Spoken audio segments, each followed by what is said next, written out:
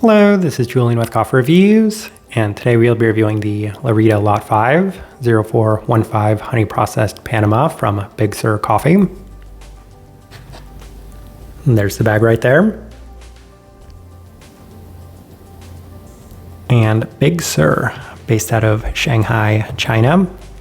And they're a coffee roaster that's appeared on this channel on several occasions, including our recent review of the Tariku AA, a wash-processed Kenyan coffee. And of the coffees that we did pick up from Big Sur this time around, this is the coffee that I was the most excited about, as it is our first ever high-end Panamanian geisha that we have reviewed from this coffee roaster.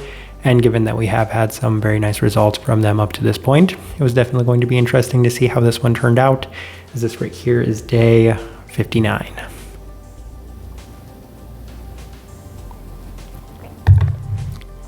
And recipe we went with for this coffee was a lower extraction one at a 15:1 water to coffee ratio, brewed at 93 degrees Celsius, about 199 degrees Fahrenheit. And I like this one best through the Chemex, which does indicate a more medium grind. Roast profile for this coffee. Interestingly enough, we've mentioned in the past that Big Sur is the lightest roasting, or one of the lightest roasting coffee roasters that we've had from China up to this point. And it's definitely on par with a lot of the other Asian-based coffee roasters that we have reviewed on this channel in terms of overall lightness. That being said, this one actually felt a little bit lighter than the majority of the ones that we have had from them up to this point. Not necessarily noticeably so, but to the point where I made a little bit of a note saying that I am getting some slightly lighter characteristics to this coffee in comparison to some of the other ones that we'd reviewed from them. Even then, it still does skew on the very light side of things by most standards and metrics. With all that out of the way, let's go and start discussing this coffee. Day 28, first impression through the V60, and the coffee was significantly more intense than expected, and it's kind of interesting given that we were working with this coffee at the same time that we were working with the Hamasho Barona Gara Sole, the natural processed Ethiopian coffee, and that one being more toned down, and then this honey processed coffee being a little bit more intense was kind of interesting, as it offered a little bit more heaviness than that coffee offered. Mostly tropical berry and tropical stone fruit forward with a high sugary fruit sweetness, but for the most part an okay first impression, as it was a little bit too heavy and too fermenty for me, especially given that it is a geisha, it is a honey processed coffee, so in theory you would fully expect this one to be the cleaner of the two coffees.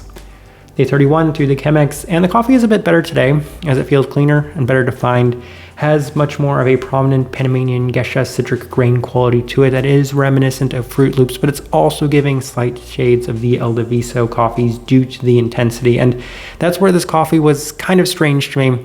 I mentioned that it did feel a little lighter, but there is a lot of that grain quality that we were experiencing on this day specifically, with a lot of strong candy characteristics to it, all present in a very sweet and intense sense. And once upon a time, I really love getting that certain cereal grain quality to it, but if it's too intense and a little bit off in terms of the cleanliness, it can remind me of the El Diviso coffee, which, still thinking back on that, it's kind of frustrating how Fruit Loop forward that coffee was, but how much it came at the cost of being equally on par with this hot pot spice like characteristic as well. And anytime I get that characteristic in a similar sense, that fruit cereal grain quality, I do wonder if it's going to be kind of associated with that same sort of hot pot characteristic. Anyway, day 34 through the UFO brewer, and the coffee is a little less clean through this brew method. So first couple of impressions have been a little all over the board, as there is more of that heavy emphasis on the fruit intensity yet again, with a bit more of a red berry characteristic as well, which isn't ideal for a more processed coffee. Intensity does take away from the overall cleanliness, as there is a slight heaviness to the fruit sense. So as of these first couple of impressions, I've been very mixed on the way that the cleanliness is presenting within this coffee. Day 17 through the V60 with some higher extraction adjustments. So we decided to push this coffee. We've had really nice success with a number of other coffees from Big Sur pushing them at 17:1, 99 Celsius.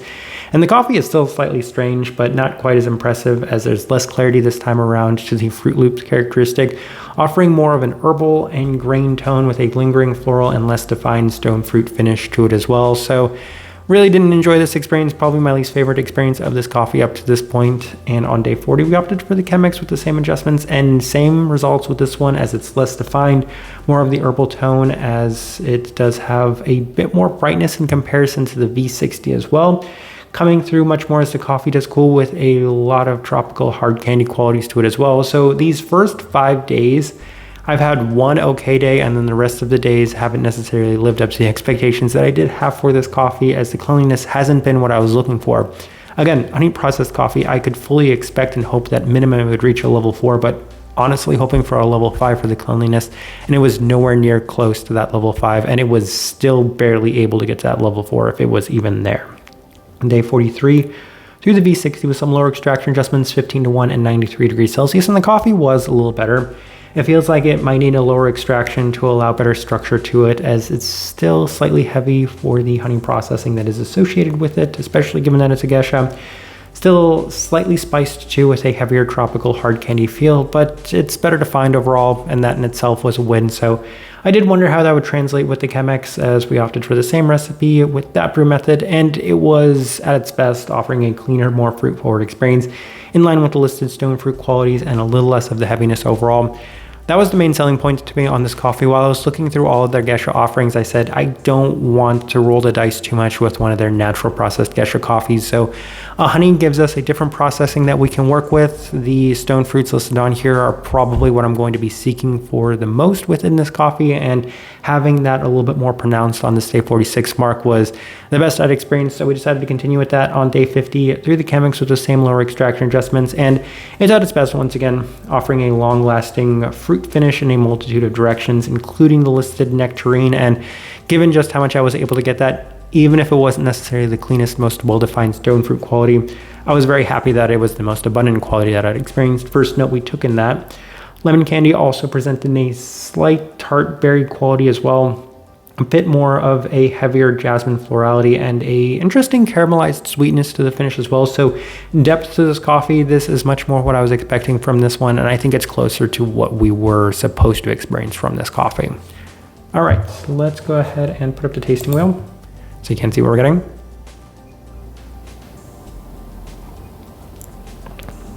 And we have quite a few level 4s. Let's go through those. We will start with the finish, actually, level 4. The finish to this one, it does have that kind of caramelized aspect to it. Yeah, the caramel is there at level 3. As I'm drinking right now, it still kind of surprises me how abundant that is within this coffee, as that's not something that I usually associate too much when it comes to honey processed Panamanian geishas, but it's there. There's a little bit of that citric candy characteristic as well, so there's depth to the finish. It's an interesting finish. It's just probably not necessarily what I was expecting from this coffee. Sweetness level 4.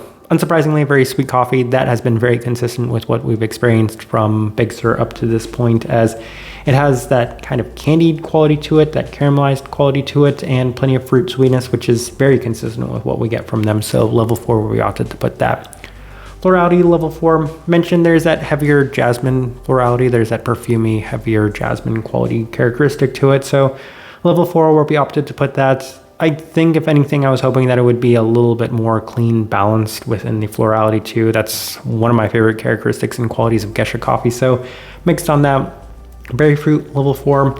I did mention on the earlier days that there is that tropical berry, so usually I associate that with something like a passion fruit, but I can also see that there was a little bit of a tart red fruit characteristic to it as well. I'm just happy that it didn't continue to trend in the direction of that heavier, more dark berry, grape-like characteristic that I was able to get on certain days. So level 4, where we opted to put that. Citrus fruit level 4. There's a pretty well-defined lemon characteristic to this one, and it does present in a sweeter sense as well, so that's fine with me. I don't mind that quality to it. If a citric quality is going to be there, I want it to be a little bit sweeter as opposed to overly tart or, bitter.